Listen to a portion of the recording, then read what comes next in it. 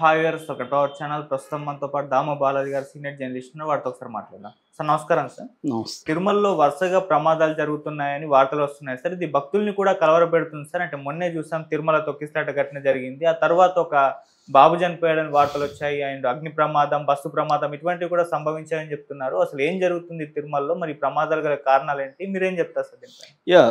ఏకాదశి సందర్భంగా ఈ నెల 8న అక్కడ స్టాంపీడ్ తొక్కిసలాట జరిగింది. అందులో 6 మంది చనిపోయారు, 40 మందికి పైన గాయాలైనాయి. అది ఎంత సంచలనం రేపిందో చూసాము. దానికి సంబంధించి కొంతమంది మీద చంద్రబాబు ప్రభుత్వం చర్యలు కూడా తీసుకుంది. ఒక ఇద్దరిని సస్పెండ్ చేసింది, ముగ్గురిని ట్రాన్స్ఫర్ చేసింది. సో దానికి సంబంధించి పవన్ కళ్యాణ్ సారీ చెప్పాడు. ఆ తర్వాత టీటీడీ చైర్మన్ బిఆర్ నాయుడు కూడా సారీ చెప్పాడు. సో అది మర్చిపోక ముందే ఒక లడ్డు కౌంటర్లో అగ్ని ప్రమాదం చోటు చేసుకుంది. భయంతో పరుగులు తీశారు భక్తులు, ఆ కౌంటర్లో ఉన్నోళ్ళు. కాకపోతే అది విస్తరించకుండా ఇమ్మీడియట్గా ఆపగలిగారు.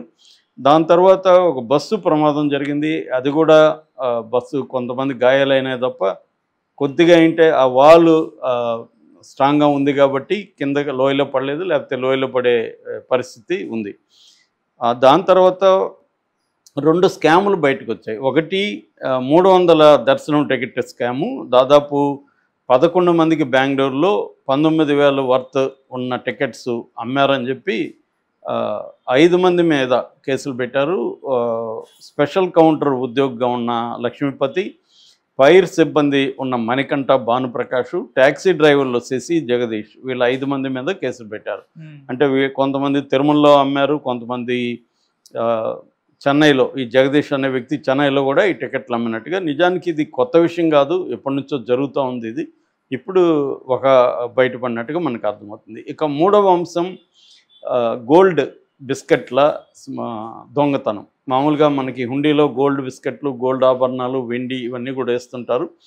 అవన్నీ కూడా పరకామణిలో దాన్ని సెగ్రిగేట్ చేసి, దాన్ని కౌంట్ చేసి, దాన్ని వర్త్ ఎంత ఉండొచ్చు అవన్నీ కూడా లెక్కేసి రాసి దాన్ని స్టోర్ రూమ్లో ఉంచుతారు.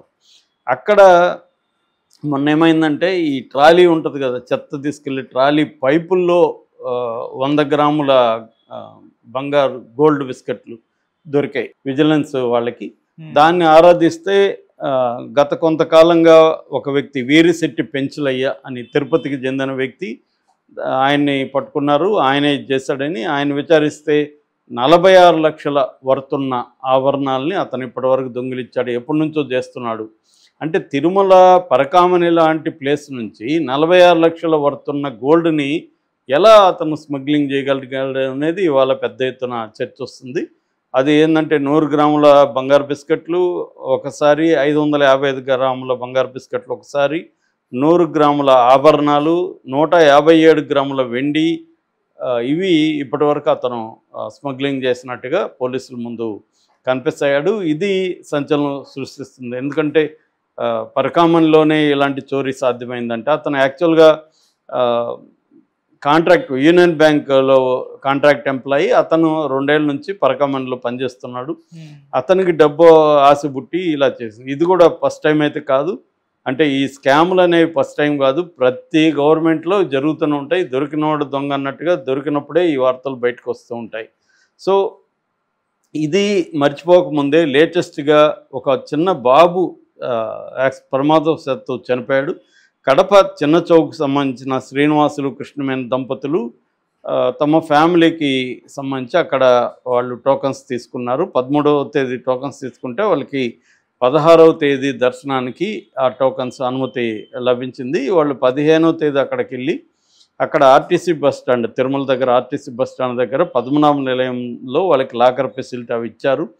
అక్కడ ఉన్నప్పుడు ఆ ఇద్దరు పిల్లలు 2nd ఫ్లోర్లో పైన ఓపెన్ స్పేస్ ఉంటే అక్కడ ఆడుకుంటున్నారు. ప్రమాదవశాత్తు 2nd సన్ సాత్విక్ అనే అబ్బాయి కాలు జారి కిందికి పడిపోయాడు. ఇమ్మీడియట్గా హాస్పిటల్కి తీసుకెళ్లారు.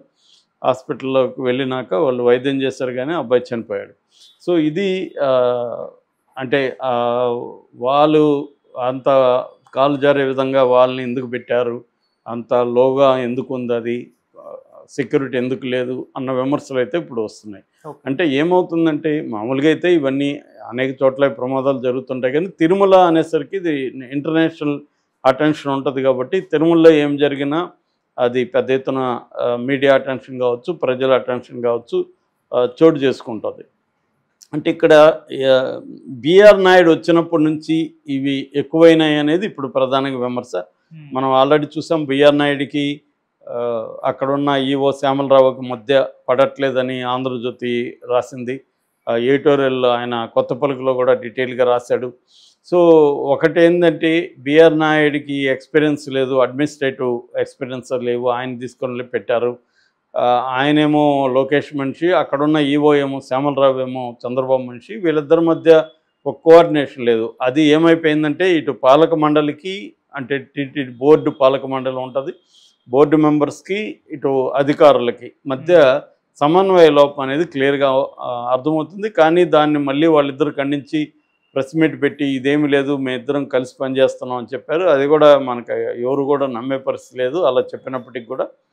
ఎందుకంటే వరుసగా సంఘటనలు ఇలా జరుగుతున్నాయి. కేవలం ఒక 3000 మందికి టోకన్స్ ఇచ్చి ప్రాపర్గా వాళ్ళని పంపించలేకపోయారంటే ఇంత ఘన చరిత్ర ఉన్న తిరుమల తిరుపతి దేవస్థానం ఇంకా లక్షల మందిని ఎలా డీల్ చేస్తారనేది పవన్ కళ్యాణ్ కూడా ప్రశ్నించాడు.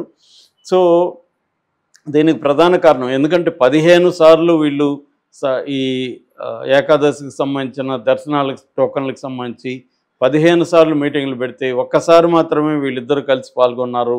సో వీళ్ళ మాట వాళ్ళు వినట్లేదు, వాళ్ళ మాట వీళ్ళు వినట్లేదు అనేది ప్రధానంగా చెబుతున్నారు. మామూలుగా ఇటువంటి ఇందాక చెప్పిన దర్శనం స్కాములు, తర్వాత లడ్డు స్కాములు, గోల్డ్ కానీ డబ్బులు కానీ పట్టుకుపోవడం ఇవన్నీ ఎప్పటి నుంచో వింటూనే ఉన్నాయి. ఎందుకంటే నేను తిరుపతిలో చదువుకున్నా కాబట్టి చిన్నప్పటి నుంచి వింటున్నా. ఇప్పుడు కూడా మనం ఎవరికైనా లడ్లు కావాలి, ఒక 20 లడ్లు కావాలని చెప్తే అక్కడ ఎవరో ఉంటారు బ్రోకర్లు, వాళ్ళకి చెప్తే వాళ్ళు తెప్పించేస్తారన్నమాట తిరుపతిలో. ఎందుకంటే అక్కడ పనిచేసే ఉద్యోగులు కావచ్చు, షాపు వాళ్ళు కావచ్చు, ఇతర ఎంప్లాయీస్ కావచ్చు, వీళ్ళకి ఏ మార్గాల్లో తేవాలో ఐడియా ఉంటుంది. ఎందుకంటే ఏళ్ల తరబడి పనిచేస్తుంటారు కాబట్టి ఐడియా ఉంటుంది. ఎక్కడైనా కూడా ఇది తిరుమలలోనే కాదు అన్ని చోట్ల జరుగుతుంది. ప్రతి చోట ఆయన ఎవరో ఫిలాసఫర్ చెప్పాడు రూల్స్ ఎందుకు ఉన్నాయంటే బ్రేక్ చేయడానికి అని. Without breaking of the rule there is no need of the rule అన్నాడు ఆయన. అలాగే రూల్స్ ఉన్నాయంటేనే బ్రేకింగ్ కూడా ఉందని బ్రేక్ చేస్తూ ఉంటారు. అది ప్రతి గవర్నమెంట్లో జరుగుతుంది. కాకపోతే ఇప్పుడు ఏమైందంటే గత 5 ఏళ్లలో జగన్ ప్రభుత్వం ఉన్నప్పుడు జగన్ క్రిస్టియన్ అని అక్కడ క్రిస్టియానిటీని చేస్తున్నారని అనేక అవకతవకలు జరుగుతున్నాయని పెద్ద ఎత్తున తెలుగుదేశం మీడియా ఫోకస్ చేసింది. అందువల్ల దాని అటెన్షన్ పెరిగింది. లేకపోతే ఇంత అటెన్షన్ ఉండదు. ఇవన్నీ సాధారణంగా జరిగేవి. యాక్సిడెంట్లు కూడా చాలాసార్లు అక్కడ యాక్సిడెంట్లు చనిపోయిన సందర్భం ఉన్నాయి, లోయలో బస్సులు పడిపోయిన సందర్భాలు ఉన్నాయి. అవన్నీ మెరుగుపరిచారు నిజానికి. కాకపోతే ఏమైందంటే ఎప్పుడైతే జగన్ మీద ఫోకస్ పెట్టి చిన్న చిత్తగా అక్కడ ఏదో షేప్ ఏదో ఉంటే కూడా అది సిల్వర్ షేప్ అని రకరకాలుగా జగన్ని ఇబ్బంది పెట్టడానికి ఎప్పుడైతే చేశారో దానివల్ల ఓవరాల్గానే జనం ఫోకస్ తిరుమల మీద పడింది. అది గవర్నమెంట్ మారినాక మరి మారాలి కదా. మొన్నటికి మొన్న లడ్డు విషయానికి సంబంధించి ఎంత పెద్ద గొడవ చంద్రబాబు స్టార్ట్ చేశాడో మనం చూసాము. సో వీళ్ళు ఏంటంటే రాజకీయ ప్రయోజనాల కోసం చివరికి దేవుణ్ణి కూడా వదలలేదని సుప్రీంకోర్టే కామెంట్ చేసింది. కనీసం దేవుణ్ణి అన్న వదిలిపెట్టండి మీ రాజకీయాలకు. కానీ దేవుణ్ణి వదిలిపెడితే అసలు బీజేపీ నిలేదు కదా. బీజేపీ అధికారంలోకి రావడమే దేవుడి పేరుతో, రథయాత్ర పేరుతో కదా బీజేపీ అధికారంలోకి వచ్చింది. కాబట్టి ఈ దేశంలో మత రాజకీయాలు అనేవి కొత్తగా ఏం రాలేదు. అది అందరూ చేస్తున్నారు. ఒకప్పుడు బీజేపీకి పేటెంట్ ఉండేది, ఇవాళ అన్ని పార్టీలు కూడా మత రాజకీయాలు చేస్తూనే ఉన్నారు. సో అలాగా ఫోకస్ పెరగడం వల్ల ఇదైతే సాధారణ సంఘటన కాదు. స్టాంపీడ్ అనేది ఫస్ట్ టైం తిరుమల చరిత్రలోనే ఫస్ట్ టైం జరిగింది. మిగతావన్నీ కూడా సాధారణ సంఘటనలే. ఈ బాబు చనిపోవడం అది యాక్సిడెంట్లు చాలాసార్లు జరిగాయి. కాకపోతే దాని మీద ఇప్పుడు ఎంక్వైరీలు చేసి సేఫ్టీ, ఎందుకంటే ఫ్యామిలీస్ ఎక్కువ వెళ్తుంటారు, చిన్నపిల్లల్ని తీసుకెళ్తుంటారు, వాళ్ళకి అక్కడ వాళ్ళకి ఇచ్చే గెస్ట్ హౌస్లో సేఫ్టీ ఉందా,